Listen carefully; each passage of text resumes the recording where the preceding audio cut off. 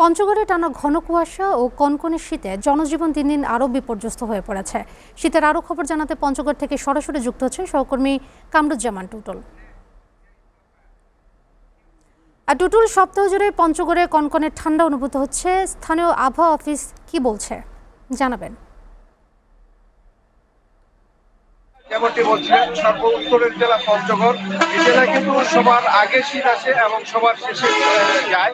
আপনি জানেন, পৌষের কনকনে শীতে এই জেলার মানুষ কিন্তু জবতবু অবস্থা করছে। আপনাকে যদি বলি, গত 3 দিন ধরে কিন্তু এই জেলার মানুষ সূর্যের মুখ দেখতে পায় নাই। এতে কিন্তু এই জনপদের মানুষের যারা নিম্ন আয়ের মানুষ আছে তারা কিন্তু করুণ দিন যাপন করতেছে।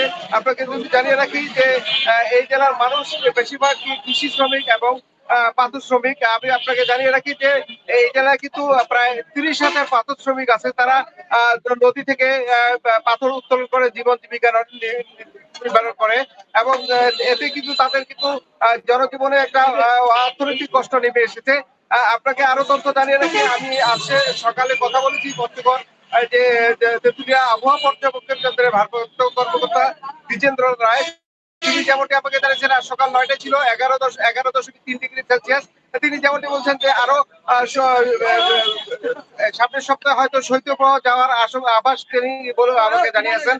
আমি দেখেছি আজকে সকালে পঞ্চগড় আধুনিক সদর হাসপাতালে এবং যে সেই হাসপাতালে শীতজনিত রোগের প্রকোপ বেড়েছে। একই সাথে কিন্তু জেলার যে আরো উপজেলা স্বাস্থ্য কমপ্লেক্স গুলো রয়েছে সেগুলোতেও কিন্তু শীতজনিত রোগীর প্রকোপ বেড়েছে।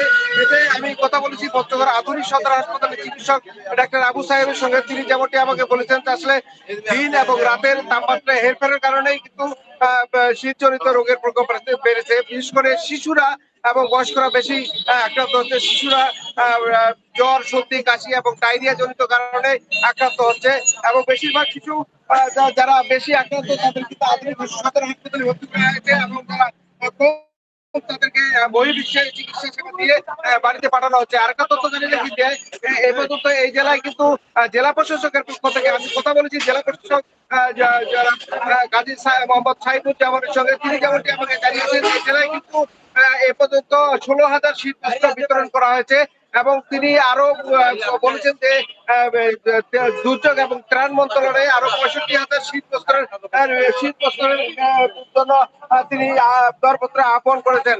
আপনাকে জানিয়ে রাখি যে সন্ধ্যার পর থেকে এই জেলায় কিন্তু ঘন কুয়াশা এবং হিমশীতল শীতের তীব্রতা থেকে আরো গভীর করে তোলে। রাত যত গভীর হয় শীতের তীব্রতা তত কিন্তু বেড়ে যায়। আমি দেখেছি যে ঘন কুয়াশা এবং হিমশীতল বাতাসে কিন্তু শীতের তীব্রতাকে আরো কঠিন করে তুলেছে। আমি দেখেছি যে সন্ধ্যার পর থেকে সারা রাত কিন্তু ঘন কুয়াশা এবং হিমশীতল বাতাস এই জেলার আর উপর দিয়ে বয়ে যাচ্ছে। আমি দেখেছি সন্ধ্যার পর থেকে জেলার এবং জেলা শহরের বাইরে যে লোকজন আছেন রাস্তাঘাট জলশূন্য হয়ে যায় এবং বিভিন্ন মোড়ে মোড়ে কিন্তু খড়কুটো জ্বালিয়ে শীত নিবারণের চেষ্টা করে। তো এই ছিল রোদেলা, পঞ্চগড় থেকে রোদেলা। টুটুল, আপনাকে ধন্যবাদ।